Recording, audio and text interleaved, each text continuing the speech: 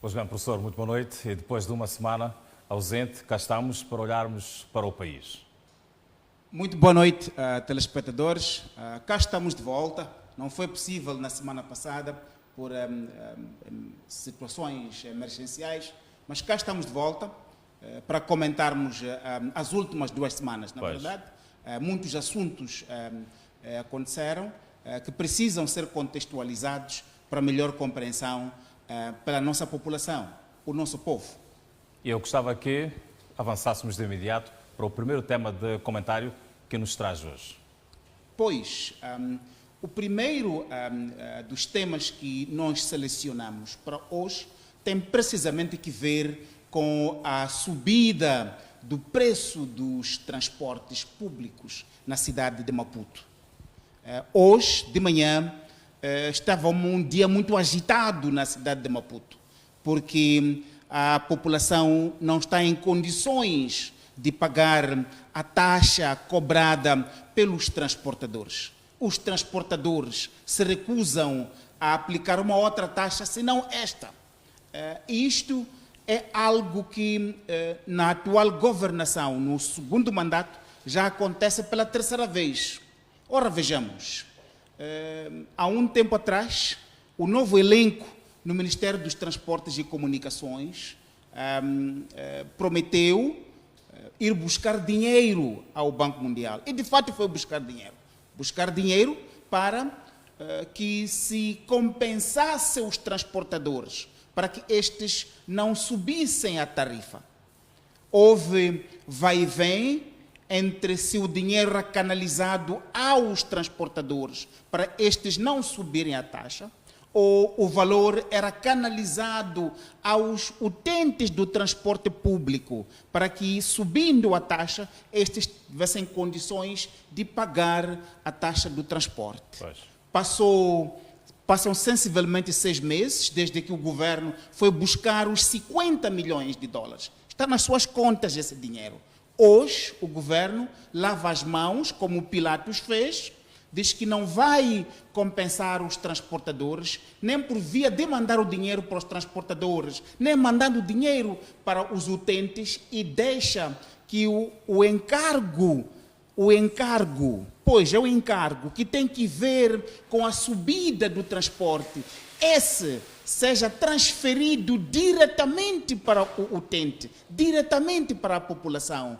Isto é irresponsabilidade do governo, é o governo se demitir da sua responsabilidade, num contexto onde os funcionários e a população em geral de Maputo tem um pouco por todo o país, está num claro empobrecimento. Empobrecimento pela subida galopante dos preços da mais variada gama, mas fundamentalmente empobrecimento porque a tabela salarial única que tinha sido prometida para a melhoria das condições de vida da população e que teria efeito importante na economia e na sociedade, a tabela salarial beneficiou apenas os chefes. Beneficiou apenas os chefes numa total incerteza e se permite que, tendo recursos que foram angariados no Banco Mundial, não se utilize para aliviar a subida do custo do transporte. Isto é irresponsabilidade do governo e provavelmente se está a preparar esse dinheiro para ser canalizados para fins que não podem ser publicamente ditos, mas claramente que não visam beneficiar a população. Pois, e esta subida vai ter os seus impactos definitivamente. Vamos olhar para o segundo tema de comentários. Pois, o segundo tema que nós selecionamos para a nossa discussão tem claramente que ver com a situação das inundações, um pouco por todo o país, na província de Maputo e, em particular, o distrito de Boane, que tem estado a ser o mais afetado neste momento. Esta é, mais uma vez, uma situação de falta de planificação do governo. Falta de planificação do governo.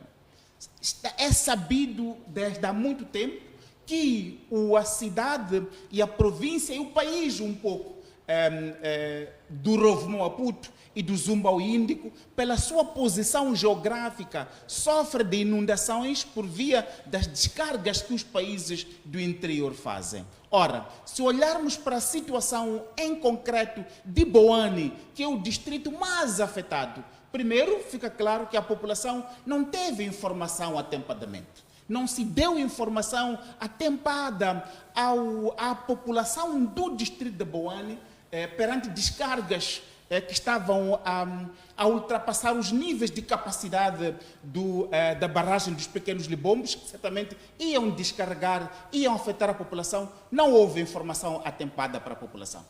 Não houve. Em segundo lugar, depois de a população ter sido afetada da maneira como foi, o INGC não esteve lá. O INGC não esteve lá. Não só se sonegou a informação, como também não se colocou lá meios, não se colocou lá recursos para atender a população. O INGD não esteve lá. As redes sociais estiveram cheias de pessoas a reclamar, a pedir para que o governo interviesse, mas não esteve lá. E quando chegou a vez de intervir o governo, foi para Boane por via de helicópteros. Foi a Boane por via de helicópteros.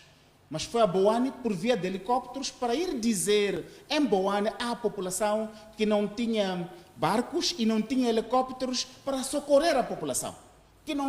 Para socorrer a população. Por isso, as vítimas, em particular as vítimas mortais que se verificaram por consequência das cheias, teria sido possível evitar se o governo tivesse prestado a informação atempada, sabendo da situação, tivesse colocado meios e recursos para resgatar a população. Isso não aconteceu. É mais uma vez uma demonstração de que este governo abandona-se, se exime das suas responsabilidades de proteger a população. E se olharmos um pouco por toda a província, e em particular a cidade de Maputo, vamos notar o efeito da corrupção, sim, o efeito da corrupção nas inundações que afetam um pouco a cidade de Maputo. São construções desordenadas, são construções luxuosas desordenadas, são construções que obstruem os canais tradicionais e naturais de passagem das águas, por pessoas em posição de utilização de influência para tráfico de influência e influenciar. É o município de Maputo, que pela corrupção da anterior liderança e um pouco desta também, tem estado a passar licenças e doates para construções em sítios inapropriados. E isso, obviamente, que obstrui os canais de passagem das águas, que têm que ir para algum lugar e resultam na situação que estamos a assistir um pouco. Portanto, há claramente situações de efeitos climáticos, mas há a questão da corrupção também na forma como se tem estado a gerir as águas. Mas no caso de Boane, é insensibilidade dos governantes, sobretudo neste particular de ir a Boane de helicóptero, perante o esforço coletivo dos vizinhos, da população, para apoiar a população afetada. Os governantes vão de helicóptero para ir dizer que não tem meios para salvar e apoiar a população. Aqui um atestado de incompetência duplo, portanto, para o governo na gestão, como foi feita a questão, portanto, de Boane, e também, por outro lado... Não me parece que seja propriamente incompetência. Não é propriamente. Aqui mesmo é insensibilidade. O governo é feito de pessoas, é feito de seres humanos, que tem que ter sensibilidade para com o próximo e colocar os meios públicos, porque são meios públicos estes, para atender a população afetada. Não fazer isso com informação e com recursos não é questão de competência, é falta de sensibilidade.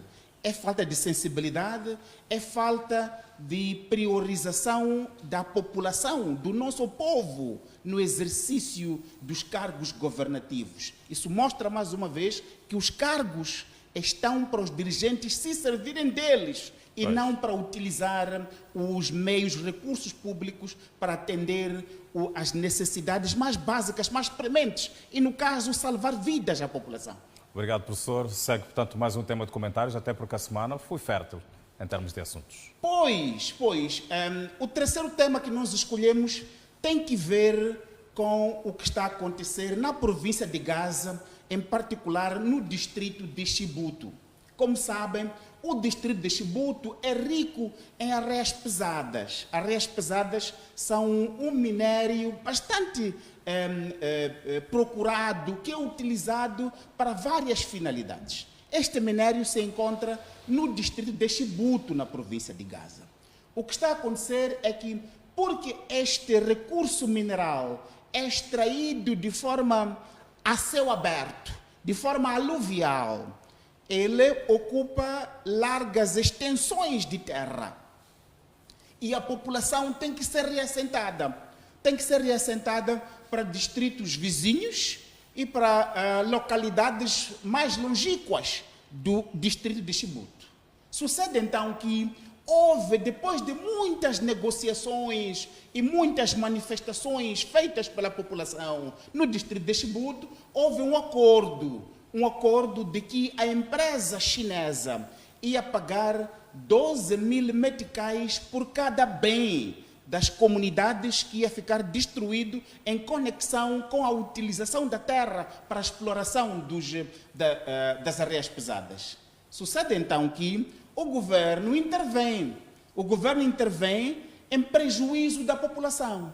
O governo intervém para proteger o chinês em detrimento da população. O que o governo diz é que, ao invés dos 12 mil meticais concordados, a empresa chinesa devia pagar 3 mil meticais por cada um dos bens destruídos. Ora, não é somente o valor dos 3 mil meticais que é insignificante. Para quem não sabe, a população da província de Gaza vive de frutos que são característicos de épocas, como por exemplo, a manga, como, por exemplo, o caju e por aí fora. Portanto, é de ano a ano, em épocas determinadas, que a população tira a barriga da miséria.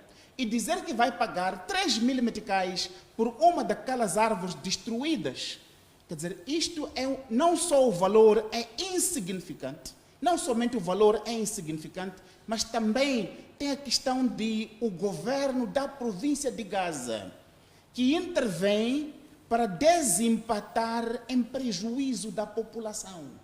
Em prejuízo da população. Não creio que isto tenha classificação ou tipificação criminal. Não creio que seja o caso. Mas se trata de uma situação de um governo que está contra a população. Isso é um governo que está contra a população. População sofrida, como já disse, população que tira a barriga da miséria em determinadas épocas, quando as árvores produzem. Portanto, tirar a população para bem longe, e o significado político disso, de dizer que a população tem que sair, é dizer que esta população não deve se beneficiar do seu recurso natural. Pois. Em muitos países há conflito entre as empresas e a população local, porque esta luta para se beneficiar.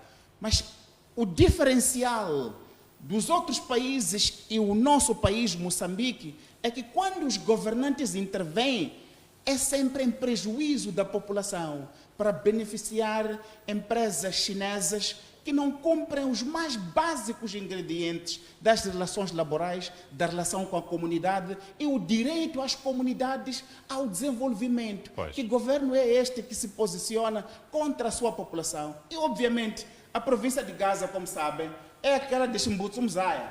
Então, essas coisas aqui assim acabam acontecendo um pouco porque sentem que a população, o governo está ali, não para os proteger, mas contra o seu interesse e contra o seu direito ao desenvolvimento. Pois, professor, o nosso quarto e último tema para comentário. O nosso quarto e último tema, meus caros, tem que ver com o Tribunal Administrativo.